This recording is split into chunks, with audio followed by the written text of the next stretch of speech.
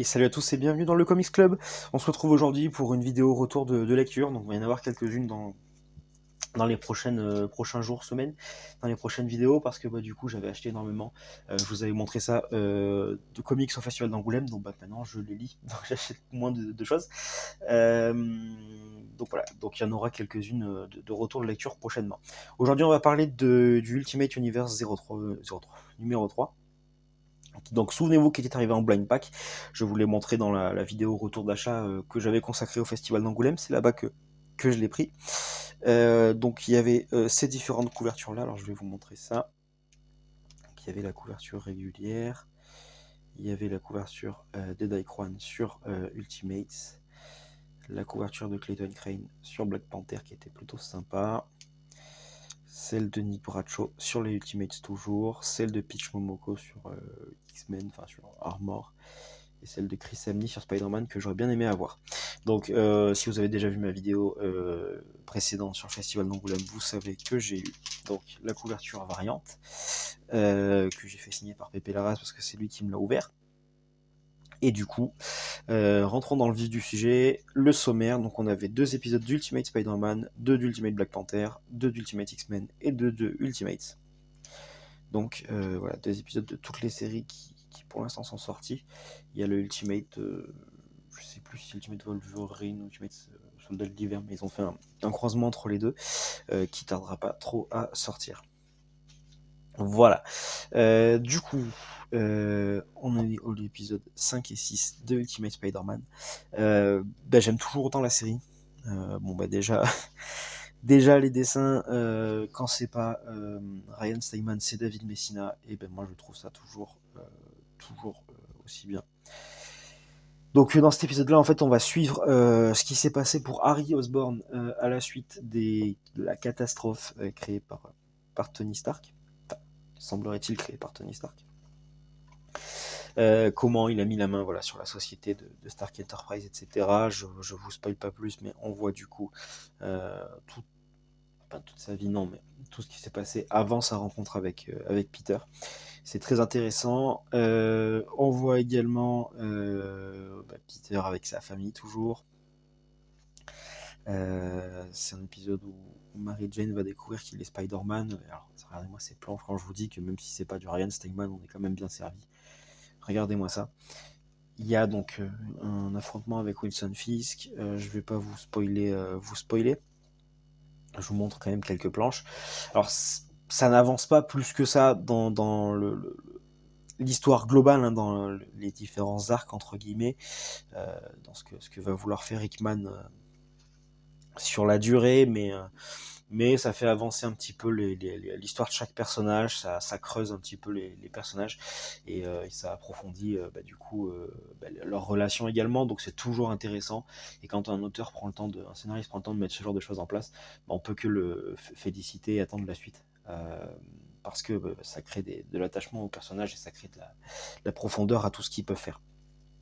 Ensuite, sur une note bien moins sympa, le Ultimate X-Men. Les dessins, c'est Peach Momoko. Je trouve que ça reste très beau. C'est un style différent, mais moi j'aime bien. Par contre, l'histoire, déjà pour être tout à fait honnête, j'ai du mal à tout comprendre. Et ensuite, moi je trouve ça dommage qu'on ait appelé ça Ultimate X-Men en réalité. Parce que pour le coup, le personnage de Armor reste intéressant, reste sympa, mais on voit pas de X-Men. En fait, on voit plus de X-Men dans la série Black Panther où on voit Ororo, Tornade, que ici en fait. Euh, En fait, je trouve que, et ça fait beaucoup de fois en fait, je trouve que ce comics-là, il est pas mal, mais moi, quand on me le vend en tant qu'Ultimate X-Men, je suis déçu. Je suis déçu parce que c'est pas les X-Men, même si, oui, voilà, les dessins, franchement, par exemple, cette case-là, je la trouve vraiment très très jolie. C'est vraiment très très beau. On voit les pouvoirs de Armor, etc. Mais j'accroche pas. J'accroche pas. J'ai vraiment l'impression de lire autre chose en fait. J'ai pas l'impression de lire du X-Men et même plus loin, j'ai pas l'impression de lire de l'univers Marvel en fait. Le côté super-héros, etc. On l'a pas. Du coup, moi, je suis déçu. Par contre, si on me le vend en tant que série annexe,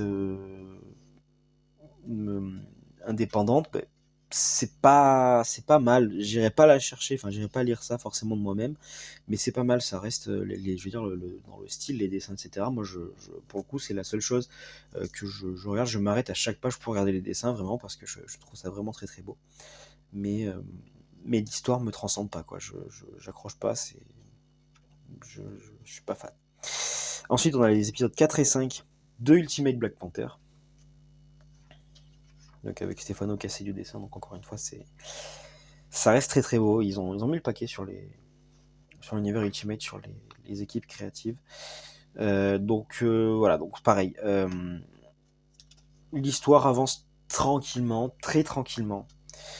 Avec du coup Black Panther qui va être opposé à Khonshu et Hera, les deux avatars de Moon Knight dans l'univers Ultimate. Ouais, moi j'aime bien cette armure de T'Challa. Je la trouve vraiment sympa. Voilà, donc ça avance tranquillement, on voit les personnages qui se mettent en place. C'est un peu comme Spider-Man, ça creuse un petit peu les relations entre les personnages, ça creuse un petit peu le lore du Wakanda, mais bon, pour l'instant, il se passe pas grand-chose. Donc ben, j'attends d'en voir un petit peu plus pour me prononcer vraiment plus que ça. Dans le sens où, bon, ben, voilà, 5 issues pour mettre un petit peu le lore en place, ça commence à faire un peu, sans trop d'action, sans trop d'action qui fait avancer le scénario, je veux dire, hein, qui fait avancer l'univers, mais ça reste agréable à lire.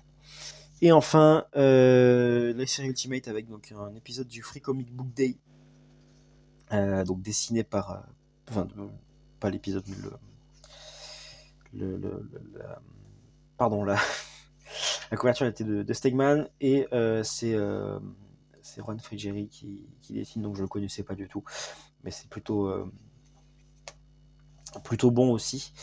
Donc on voit un épisode introductif entre guillemets du Free Comic Book Day, un peu plus centré sur Captain America, et donc qui introduit un autre héros dans l'univers Ultimate. Et ensuite on a le deuxième épisode d'Ultimate, on n'avait eu qu'un précédemment. Hop, je vous montre ça, donc les dessins sont cool. Et là en fait on fait le parallèle entre Captain qui découvre tout ce qui s'est passé pendant son absence, tout ce qui l'a amené à cette situation-là, et du coup la situation présente. Donc c'est vraiment bien fait. Moi j'aime bien pour l'instant cette série Ultimate. On a eu que 2 épisodes, donc j'attends de voir. Mais bon, c'est la série où il se passe le plus d'action, où on a l'impression que les choses avancent le plus. Donc c'est plutôt agréable. Vraiment, ça va être la série en fait fil rouge, parce que c'est la série qui se passe vraiment en fait en parallèle de toutes les autres, dans le sens où c'est Tony Stark qui a redonné leur pouvoir aux héros. Et du coup, c'est dans cette série-là qu'on voit il reste tant de mois jusqu'à l'ouverture du Dôme, etc. Donc c'est vraiment la série, j'allais dire la série phare, non, c'est la série phare de l'univers Ultimate, c'est Spider-Man, je veux dire la série principale de l'univers Ultimate, au sens du créateur en fait. Du créateur, le méchant, je veux dire The Maker. Voilà, donc je vous montre un petit peu les covers alternatives qui sont plutôt sympas. Oui, et puis Tomoko, il y a un vrai délire au niveau du dessin. Moi, j'aime beaucoup le trait. C'est juste que pour le coup, le scénario, c'est pas d'Ultimate X-Men, quoi. Terry Dodson sur Captain America, il est magnifique.